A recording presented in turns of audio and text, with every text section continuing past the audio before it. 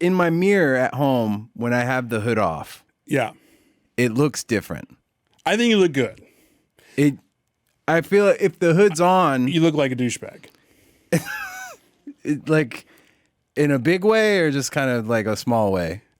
Like I don't care about this podcast. I just showed up. Here's the thing is when it comes to douchebags, are there levels of douchebaggery or is it just like, hey, once you're a douchebag, it's like a pass fail? I'll answer a question with a question on this one. Okay.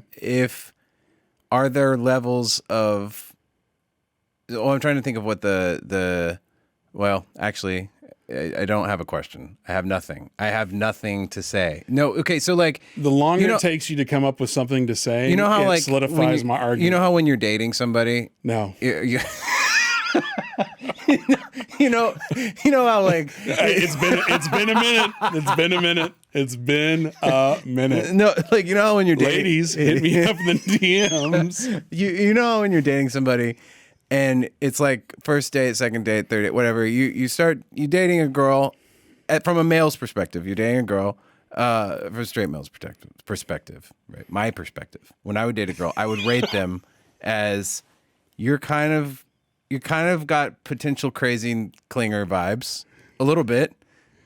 You definitely have them, and then you're totally wild. This is, you're out there with the clinger vibes, the clingy, or just, nuts. Like the second just trying date. to figure out where you're going with My whole this. point with this is there's different levels of crazy Yes. when it comes to that. So by that account, there should be different levels of douchebaggery, because I'm here to tell you straight up, if you walk through the mall, you can see the different levels happen in real time of douchebaggery. If you want to talk about it, Okay. If you want to talk about All right, douchebags, first segment we're talking about, hey, we need to have structure going into these things. So the first segment is let's label. Okay, so where's Hot Topic? Where's Abercrombie and Fitch? Where's Calvin Klein? No, okay, the guy.